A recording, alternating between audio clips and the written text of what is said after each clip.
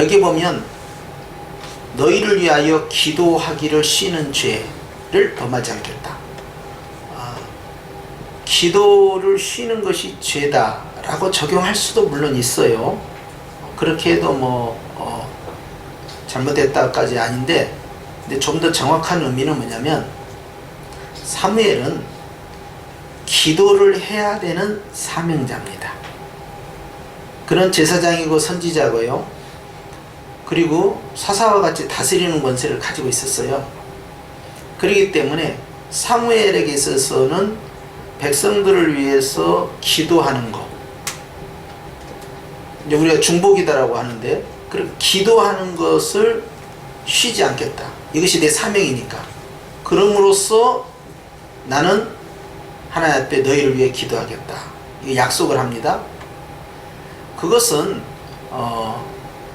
우리 신약에 있는 우리 백성들에게도 똑같은 거죠. 교회도 기도를 해야 되는 사명이 있고 의무가 있는 거예요.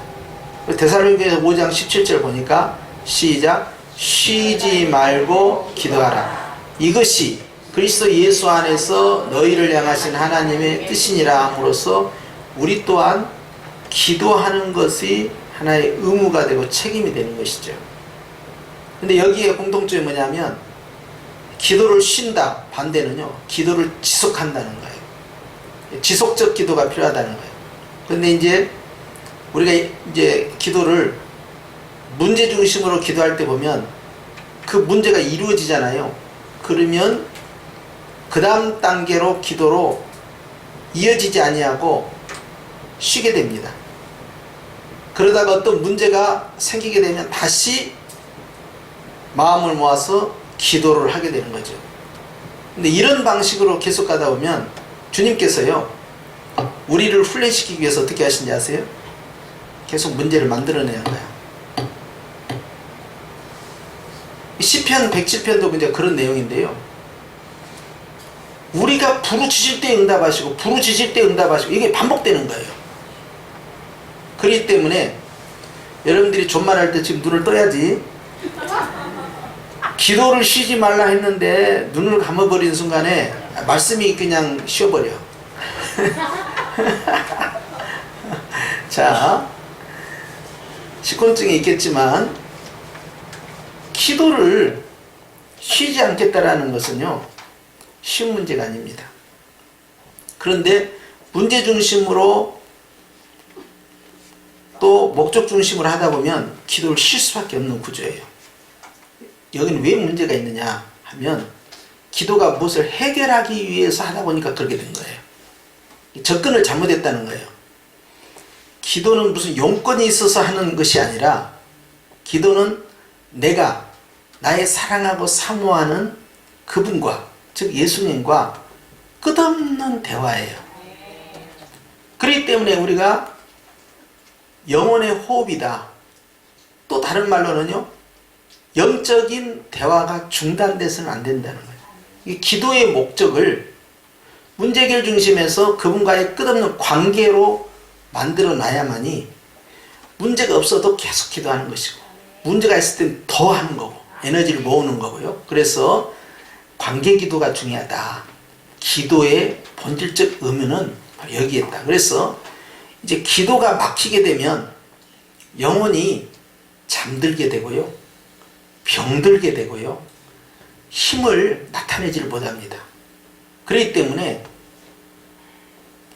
정말 사면이 다 막혀도 기도의 문은 열려 있어야 돼요. 그리고 문제가 없어도 기도는 계속 잘 되고 있어야 돼요. 그러니까 기뻐할 일이 있으면 찬양하라고 그랬잖아요. 이 기도입니다. 바로 찬양 자체가. 그 다음에 고난받는 자는 하나님 앞에 기도하면 고침을 받는다고 그랬죠. 이건 이제 목적격 문제 해결 중심으로 가는 거예요. 그렇기 때문에 문제가 있든 문제가 없든 좋은 일이든 좋지 않는 일이든 늘 기도가 이어져 가야 한다는 것이죠.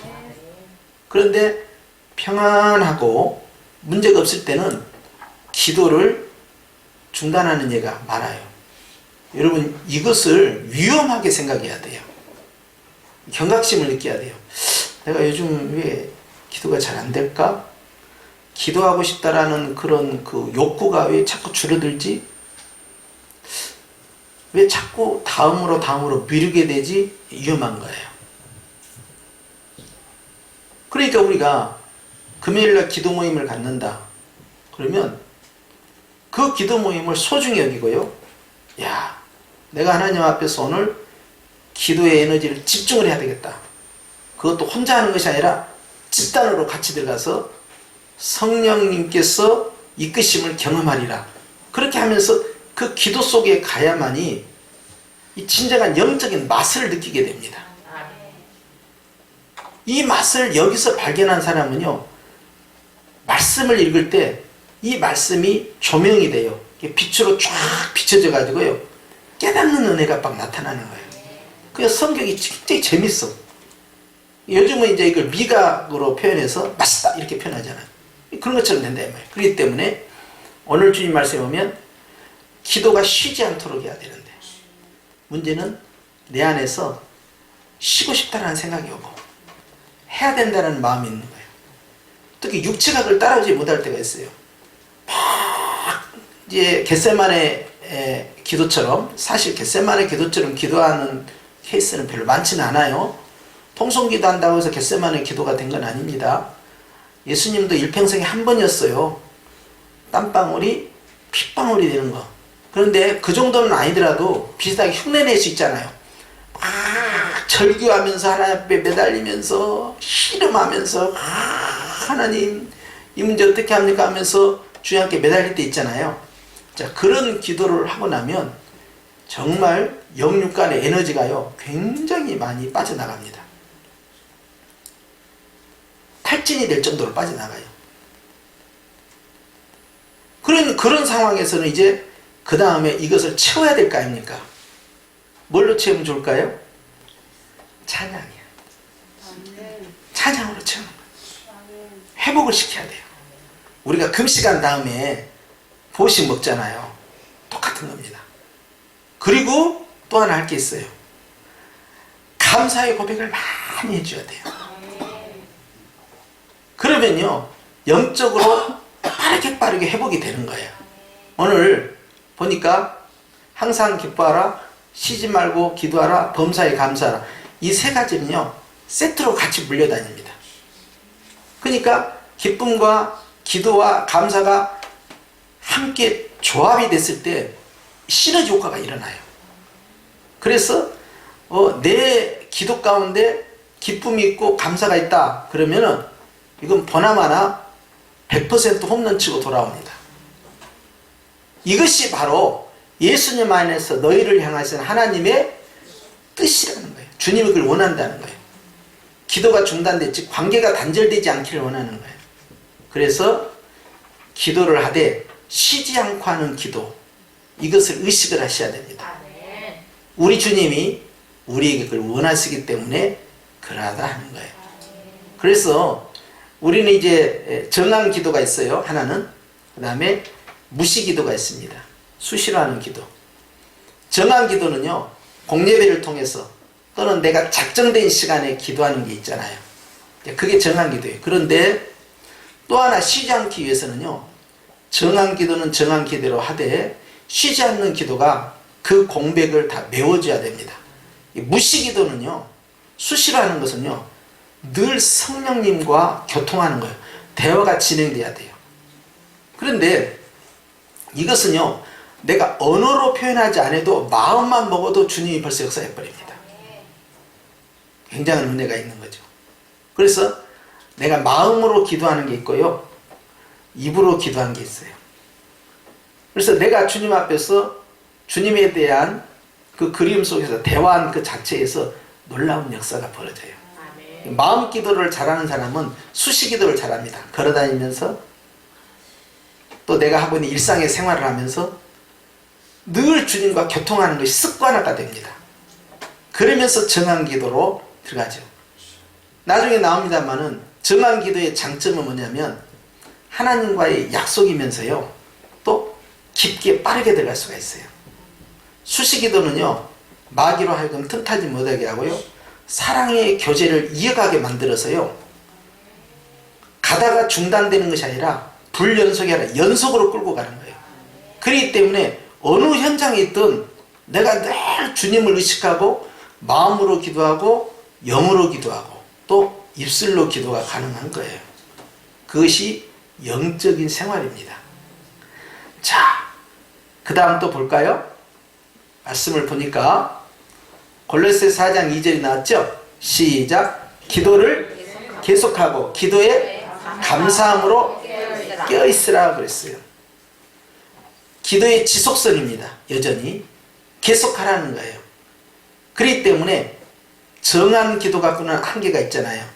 그러니까 무시기도, 수시로 하는 기도가 뒤따라가요. 근데 이것은 마음의 기도, 영의 기도가 따라가야 됩니다. 그래서 우리가 주님을 의식하고 살며 주님과 끝없는 마음의 교제가 있다는 것은요, 아, 그 사람은 영적인 삶을 살고 있구나 하는 걸 알 수가 있어요. 그리고 그 기도에 뭘 하라고 그랬어요? 감사가 들어있잖아요. 기도에 감사가 들어있으니까 그 다음에 뭐라고 했어요? 깨어 있으라 그렇게 되어 있어요. 아하, 기도에 감사가 들어가니까 뭐 한다고요? 깨어있는 자예요. 깨어있는 자는요, 잠에서 깬다라는 의미도 있잖아요. 여기는 깨닫는 자가 포함돼요. 그러니까 늘 너희가 근신하라, 뭐 깨어있으라, 뭐 이런 거 할 때 주님께서 우리가 깨어있는다는 거, 그러니까 세상에 물들지 않고 중독되지 않고 세상에 살고 있으면서도 늘 하나님과의 관계를 유지하고 있는 사람이에요. 깨어있는 사람이에요. 이 사람이 지혜로운 자죠. 그런데 어떻게 가능할까? 감사만 계속해도 깨어있는 삶이 가능하다는 거예요. 이 감사가 얼마나 중요합니까? 영혼을 아름답게 만들고 살찌게 만드는 것이고요. 우리가 고백한 대로 감사는 축복을 창조해낸다는 사실을 아셔야 합니다. 하나님은 누구에게 복을 주시느냐? 감사하는 자에게 복을 주시기 때문에 욥은 무조건 감사했어요. 주님께서 화를 주실 때도 하나님 앞에 감사를 했습니다. 바로 이런 신앙이 깨어있는 신앙이다. 로마서 12장 12절 말씀 봅니다. 시작! 소망 중에 즐거워하며 환난 중에 참으며 기도에 항상 힘쓰며 세 부분으로 나눠져 있죠. 소망 중에는 뭐 하라는 거예요? 기대하는 겁니다. 기대하는 거. 자, 현실감 있게 얘기합시다. 로또에 당첨이 됐네요. 이번 주에 33억씩 나눠준답니다. 자, 33억씩을 받는데 로또에 당첨이 됐어요. 내일 은행에 가서 그걸 가져올 거예요. 기분이 좋아요, 안 좋아요? 잠이 깨버리지 그냥. 방금 확인했는데 33억짜리 로또가 번호가 당첨이 됐어. 다 잠이 깨버려 그냥. 정신이 하나도 없어. 그러죠? 기대감이에요. 기대감. 소망 중에 뭐가 있기 때문에 기쁨이 있다는 거예요. 그것은 기대감이에요. 그러니까 즐거운 거예요. 두 번째는 뭐였어요? 환난 중에는 어찌해야 된다는 거예요? 참아야 된다는 거예요. 이번에 3월에 주신 월사 말씀은요, 좋은 사람, 좋은 땅, 좋은 마음은 어떻게 되느냐? 하나님의 말씀을 붙잡아 잘 씹되, 그 다음이 중요하겠죠? 그것을 지키려고 뭐 해야 됩니까? 인내를 해야 돼요. 인내. 그러면 열매는 반드시 나오게 돼 있다. 그래서 인내는 왜 하느냐? 이를 갈고 참는 게 인내가 아니라 소망으로 즐거워하면서 기다리는 것이 인내입니다. 성경에서 말하는 인내는 그것을 즐거움으로 기대하며 기다리는 걸 인내라고 말을 해요. 그것이 바로 언약, 약속에 대한 기다림이에요. 그렇기 때문에 환난을 당한 사람들은 인내하라. 그것은 주님이 건져주실 것을 확신하면서 기대하며 기다리는 거예요. 세 번째는 뭐예요?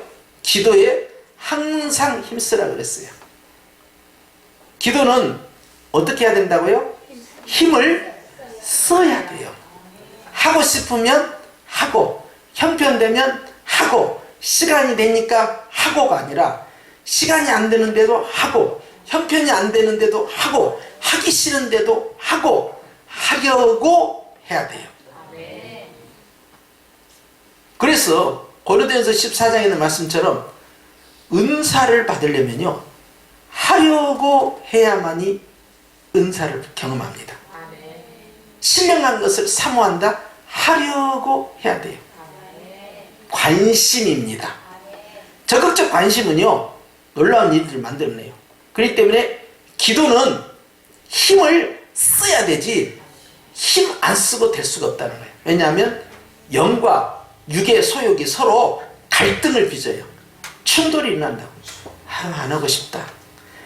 해야 되는데. 쉬고 싶다. 해야 되는데. 오늘하고 내일부터는 안 될까? 지금 해야 되는데. 갈등을 유발시키죠. 그렇기 때문에 양측의 이 갈등 속에서 나는 의지적으로 뭔가를 선택을 해야 돼요. 그걸 힘을 써라 하는 거예요. 그런데 따라합시다. 항상 그렇게 한다는 거예요. 그래서 우리가 우선순위를 결정할 때, 야, 내가 기도하는 것을 우선순위 삼겠다. 그걸 딱 못을 박아야 됩니다. 그래서 내가 정한 그 기도 시간, 거기에 집중력을 갖는 거예요. 그거 빼놓고 나머지를 스케줄을 짜고 나머지를 거기에 맞춰가는 거예요. 우리가 선택해야 할 그 가치들이 우선순위가 있잖아요. 제일 먼저가 뭡니까? 주일성수 아니에요? 제일 중요한 가치죠, 그게. 그리고 우리는 항상 기도에 대해서 의지적으로 노력을 해야 됩니다.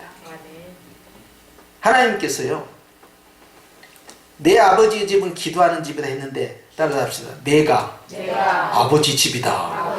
그래서 나는 뭐 해야 됩니까? 기도. 교회는 기도하는 곳인데 내가 교회예요. 기도를 해야 돼, 안 해야 돼? 기도의 득불이 켜져야 돼, 안 켜져야 돼? 늘 24시간 켜져 있어야지. 그래서 정한 기도와 무시 기도가 같이 들어가는 거예요. 그래서 기도는 항상 힘을 써야 된다.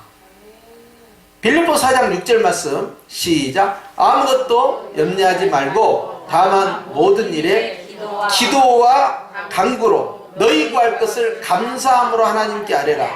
자, 몇 가지 중요한 요소들이 나왔죠. 첫 번째는 기도를 잘하려면 뭘 해야 되냐? 염려라는 녀석을 싹둑 잘라야 돼요. 어떻게 잘라요? 싹둑 잘라야 돼요. 근데 앞에 뭐라고 단서를 줬어요? 아무것도 그랬어요. 그것은 중요한 단어입니다.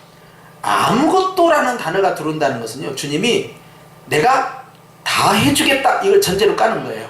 그러니까 아무것도라고 했으니까 아무것 모든 것 이 말이에요. 그걸 염려하지 말라 했으니 주님이 해결해 주시는 거죠. 그런데 우리가 기도를 잘하기 위해서는요, 지난 금요일날 말씀드린 것처럼 육신의 생각을 싹둑 잘라야 됩니다. 육신의 생각은요, 영의 기도에 방해가 돼요. 그렇기 때문에 주님이 기뻐하지 아니하는 육신의 생각, 육신의 모습들, 이런 부분 가운데서 염려가 크게 자리를 잡습니다. 특히 염려 가운데 제일 많은 염려는요, 내일에 대한 염려예요. 무슨 염려예요? 장래에 대해서, 미래에 대해서, 앞으로 있을 거에 대해서. 그것이 우리에게 다가오는데 그걸 요즘은 스트레스라고 해요. 이것을 차단하지 않으면 기도가요 안 되고요, 걸림이 빡 올라와요. 그리고 시끄럽게 올라가고요, 그리고 순풍 닫듯이 쭉쭉쭉 뻗어나가지 못하고요, 가다가 튕겨나오는 기도를 하고요, 올라간 듯 하면서 떨어져 버려서 상달이 안 되는 거예요. 그렇기 때문에 염려 기도하고 우리가 들어가는 마음의 기도가 섞어지잖아요. 그러면 이것은 두렵함이라 하나님이 받으시는 향기로운 기도, 순전한 나드 향이 될 수가 없는 거예요. 그렇기 때문에 첫 번째 승리하려면 생각을 싹둑 잘라야 돼요.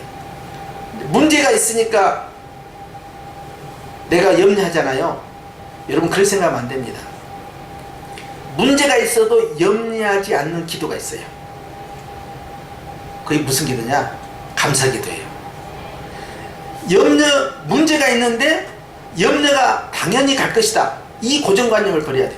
문제가 있는데도 염려하지 않고 오히려 감사할 수 있다 해가지고 문제와 감사를 하나로 화합을 시키잖아요. 그러면 무지하게 잘 올라갑니다.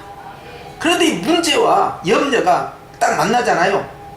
그러면 불협화음이 일어나가지고요, 주님이 잡수실 수 없는 거예요. 툭 떨어져 버린 거예요. 그렇기 때문에 염려라는 녀석은 문제로부터 싹둑 잘라야 된다. 어떻게 잘라야 된다? 싹둑 잘라야 된다. 그러니까 내가 그 염려라는 부분을 기도를 시작하면서 쳐내는 작업을 하지 않으면 이제 기도가 순탄하게 진행이 되지 않고 중구난방 기도가 되고, 육신으로는 분명히 떠들었는데 내 마음과 내 영이 만족이 발생할 수가 없게 된다는 거예요. 아셨죠? 그래서 두 번째로 들어가니까 아까는 아무것도라고 했는데 이번엔 뭐라고 하냐, 모든 일 그랬어요. 무슨 일? 모든 일. 나는 아무것도 염려하지 말라는 말씀과 모든 일이 그대로 바로 나옵니다. 아무것도 염려하지 말라, 모든 일을 주님이 개입하시겠다는 거예요. 그러니까 가정의 문제, 육신의 문제, 땅의 문제, 물질 문제, 건강 문제, 자녀의 문제, 또는 주택의 문제든 장래의 문제든 어떤 문제든 간에 모든 일이 여기에 들어가는 거예요.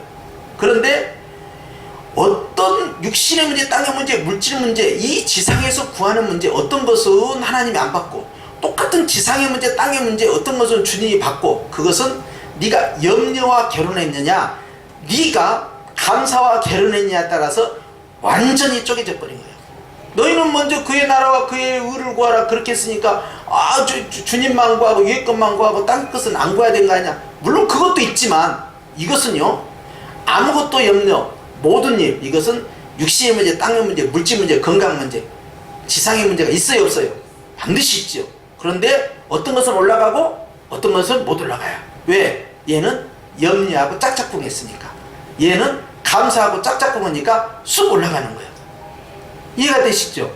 그래서 주님이 이 모든 일을 기도 그리고 간구 둘로 나눕니다.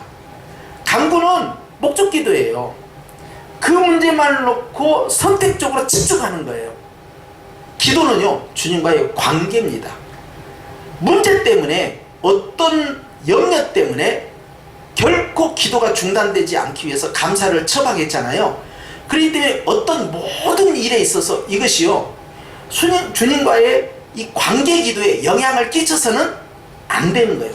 그런데 일이 터졌는데 주님과의 사랑의 관계가 유지가 되려면 어떻게 하느냐면 사람이 감사를 갖다 붙여버리는 거예요. 그래서 그렇게 감사가 붙어버리면 어떻게 되느냐, 기도가 이어져 가고요, 그 다음에 그 가지고 나온 그 문제를 놓고 감사와 함께 주님 앞에 집중하니까 간구가 되고요, 내 문제든 타인의 문제든 주님 앞에 구하는 것. 전에는 이제 우리가 이걸 중보기도라고 표현했는데 지금은 이제 도구라고 표현을 합니다. 자, 다른 사람을 위한 기도나 나를 향한 그 기도를 집중적으로 할 수 있는 것이 간구가 되겠다. 그렇기 때문에 주님은 이 기도와 이 간구가 모든 일에 있어서 상달이 되려면 반드시 감사가 가서 붙어줘야 된다 하는 원리입니다. 그래서 염려냐 감사냐, 이게 굉장히 중요한 거다. 그래서 주님께서 기도와 간구를 활성화시키기 위해서 반드시 무엇을 집어넣었다? 감사를 집어넣었다. 그러면 기도도 잘 되고 문제도 빠르게 해결된다. 해결된다 하면 안 되고 빠르게 해결된다. 어떻게? 빠르게 해결된다는 거예요. 아니, 천천히 해결되고 싶은 사람은 그냥 해보든가. 그런데 이걸 아주 스피드하게 끝내고 싶다. 그러면 감사를 왕창 부어버리면 주님이요 급속히 역사하시니 이걸 따라서 체험해야 한다. 100번 들어봐야 소용없어. 한번 내가 경험을 해야 돼요. 그렇기 때문에 내가 단순히 그 문제에서 염려를 싹둑 자르고 하나님 앞에 감사를 집중하면서 했더니 어우, 문제가 이렇게 빨리 해결될 줄을 나는 예전에 미처 이걸 경험을 하잖아요. 그러면 감사하지 말라고 해도 알아서 감사를 들어가요. 이걸 자꾸 경험을 하셔야 됩니다. 할렐루야. 적당히 감사하시잖아요. 그러면 적당히 응답받고요. 천천히 감사하시면 천천히 응답받습니다. 조금 감사하시면요 조금 해결받아요. 자, 이 정도 했으니까 이제 감사를 얼마 해야 될지 아시겠죠? 그래서요 다른 건 못해도 감사만 줄기차게 해도요 기도 응답이 빨라요. 그래서 아주 좋은 기도자가 될 수 있어요. 야고보서 5장 13절 말씀에 이런 말씀이 있어요. 시작. 너희 중에 고난당하는 자가 있느냐? 그는 기도할 것이요 즐거워하는 자가 있느냐? 그는 찬송할지라 그랬어요. 고난당하는 자는 문제가 발생한 겁니다. 문제가 발생했을 때는 뭐 해야 된다고요? 기도하라는 거예요. 자, 즐거워하는 자가 있다. 그럼 어떻게 한다고요? 찬송으로 들어가라는 거예요. 전부 기도입니다. 특히 고난을 당하는 자가 아까 말씀드린 것처럼 빌립보서 4장 6절이죠. 그 고난이 더 이상 내 기도의 발목을 잡지 않게 하려면 거기에다가 반드시 무엇을 첨가해야 된다? 감사를 첨가해야 된다. 그렇기 때문에 골로새서 말씀처럼 기도를 계속하되 감사함으로 깨어있는다 하는 것과 똑같은 이치인데요. 결국 고난 속에 감사가 들어가면요 내 기도가 막히지 않고 열리기 시작합니다.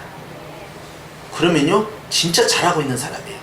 야, 저런 고통 가운데서도 기도문이 열리고 있네. 자기가 압니다. 기도문이 열리면요 원망이나 낙심이나 좌절이나 슬픔은 없어지고요 그 감사론에서 틀린 그 통로 속에서요 평안이 오고요 기쁨이 나오고요 소망이 생기면서 확신이 생겨요. 아, 근데 그 누구한테 말할 수도 없는데 내 안에서부터 그것이 밀려 나옵니다.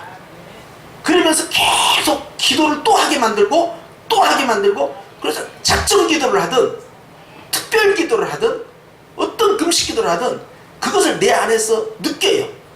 아, 그러면서 이 확신 속에서 기도가 막히지 않으니 문제가 더 이상 기도를 막는 방해물이 되지 못한다 하는 거예요. 할렐루야. 그리고 좋은 일이 있어, 행복한 일이 있어. 그때 왜 찬송을 하라고 하냐면요, 좋은 일 있을 때 찬송 기도를 안 하잖아요. 그러면 교만해지고요 자랑을 해버립니다. 그리고 내가 있다고 그래요. 그런데 좋은 일이 생겼을 때, 행복한 일이 생겼을 때 찬양 기도를 많이 하잖아요. 그러면 주님이 영광 받으시고요 하나님 홀로 기뻐하셔요. 아멘. 그렇기 때문에 좋은 일이 있을 때는 입을 다물지 말고 고난 당할 때 이상으로 입을 벌려서 감사 찬양을 많이 드려야 되는 거예요. 아멘. 할렐루야. 아멘. 우리 성도들이 이제 감사 예물을 드리잖아요. 즐거운 일이 생겼을 때. 여러분, 그걸로 끝나면 안 됩니다. 마음으로 드리는 감사 예물과 함께 입으로 드리는 찬미의 제사, 이것이 바로 입술의 고백이에요. 이 찬양을 계속 드리는데요, 계속 드리는 거예요. 한두 번 하는 것이 아니라 계속 드리는 거예요. 이것이 시간이 길면 길수록 감사 찬양의 농도는 더 진해지고요 주님께 영광은 더 높아지고요 나는 겸손의 자리에 내려가게 된다 하는 것이에요. 할렐루야. 그래서 이제 우리가 기도를 할 때도 일정한 이제 룰을 기억해야 됩니다. 그래서 하나님이 주신 말씀을 통하여 아, 기도의 원리가 이렇게 진행되겠구나 하는 걸 깨닫는 것인데, 오늘 좀 유익이 됐습니까? 네. 시계를 보니까요 이제 다 됐는데요. 자, 이제 정리를 하겠습니다. 오늘의 주제는 따라서 합시다. 지속적 기도. 지속적 기도. 그래서 어느 개인이나 어느 교회나 어느 공동체나 살아있느냐 죽어있느냐 첫 번째 기준은 기도입니다. 그게 첫 번째예요. 두 번째는 뭐냐는 말씀드리지 않겠어요. 왜? 주제가 아니니까. 그러니까 우리는 첫 번째, 그 개인이나 공동체 안에서 기도가 살아있다면 거기는 어떤 문제도 돌파해 갈 수가 있다. 근데 문제 가운데 기도가 막혔다. 그러면 사실상 패배한 거예요. 자, 코로나라는 큰 문제가 발생했습니다. 중국의 문제인 줄 알았더니 웬걸? 갑자기 하다 보니까 우리한테 와버렸네요. 전혀 예상하지 못한 거예요. 어떻게 해야 될까요? 주님께서는 역대하 7장 13절에 분명히 말씀하셨죠. 전염병이 유행할 때는 너희가 이 전에서 하나님께 부르짖어 기도하라. 어떻게? 죄를 깨닫고 고백을 하며 회개하며 하나님께 부르짖으면 내가 이 땅을 고칠 것이다. 자, 이 말씀이 떨어졌네요. 그런데 예수님이 성전이면서 또 내가 성전이 되었으니 내가 성전이에요. 내가 기도하지 않으면 안 되겠죠? 이 땅에 이런 전염병은 목사님 과학입니다. 이따위 소리는 하고 있으면 그러면 과학으로만 하세요. 과학으로만. 신앙은 뭐 주일날 가서 마음이나 그냥 평안 받는 데 쓰고 과학의 영역은 신의 영역이 아니니까 뭐 그냥 방역이나 하고 약이나 잘 먹고 백신이나 얼른 나와라 뭐 그럼 끝나야 됩니까? 그런데 신구약 성경에 보면 수없는 전염병들이 성경에 나옵니다. 그런데 그 가운데 주님이 원하는 건 뭐였어요? 항상 회개하는 기도였어요. 요한계시록에도요 수많은 재앙들이 나오고 그 안에 전염병도 나옵니다. 그런데 주님은 그때 인생들이 어떻게 하는가를 보고 계셔요. 주님, 우리가 아니고 쟤네들 때문이 아닙니까? 라고 생각할 수 있잖아요. 그럴 때도 주님은요 우리가 기도하기를 원하시는 거예요. 나와 그들을 위하여. 그래서 광야에 전염병이 퍼졌을 때는 아론을 시켜서 금향로에 담아가지고 진중에 가 서 있게 했고, 그들이 불순종으로 불뱀이 왔을 때는 큰 장대 위에다 구리뱀을 만들어서 그걸 철합보도로 그걸 세움으로써 기도 사역을 진행한 것이에요. 또 수많은 구약에 나타난 그러한 전염병 속에는요 하나님께서 우리 인생이 무엇을 하기를 원하시는가 다 나타났어요. 지금도 마찬가지예요. 크리스찬이 아니면 누가 기도합니까? 주일날 교회 아무도 안 나와버리면 2주 안에 이 바이러스가 다 없어진다고요? 난 진짜 이 사람들은 무슨 이해가 안 되는 이야기를 하는 거야. 그래, 전국 교회가 2주간 딱 예배를 안 드렸어. 그럼 안 없어지면 어떻게 할 건데? 뭐 이번 주하고 다음 주가 아주 굉장히 뭐 중요한 변곡점이 돼야 된다. 그래서 안 없어지면 어떻게 할 건데? 조금만 더 연기할까 그러면? 한 달만 더? 믿는 사람들이 왜 그런 지시를 받습니까? 우리 믿음의 선진들이요 목숨 걸고 주일 성수했어요. 아침에 말씀드린 것처럼 수많은 초대교회 현장에서 전염병이 대유행을 할 때마다 그들이 목숨 걸고 신앙을 지키고 환자들과 함께 그 고난을 헤쳐나간 거예요.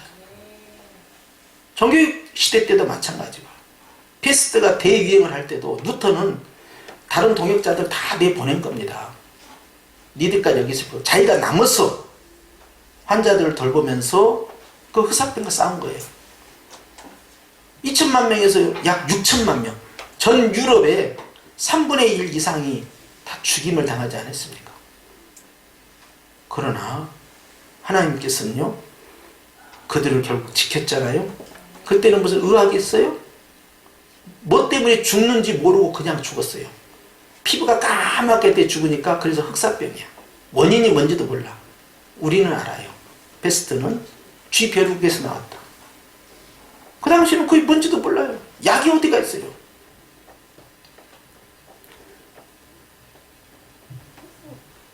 하나님이 우리에게 원하는 것이 뭘까요? 한국교회가 두려워하는 게 아닙니다. 기도하는 거예요. 그럼 생각해, 목사님 주일날은 온라인으로 다 예배 드리고 가정에서 기도하면 어디 기도 얼마나 잘한가 보자. 오후 예배 안 드리고 저녁 예배 안 드리고 가정 예배 드린다고 그렇게 해가지고 오후 예배 싹 없애버리더니 오후 예배, 저녁 예배 시간에 가정에 모여서 가정 예배 드린 가정이 몇 가정 될 것 같습니까?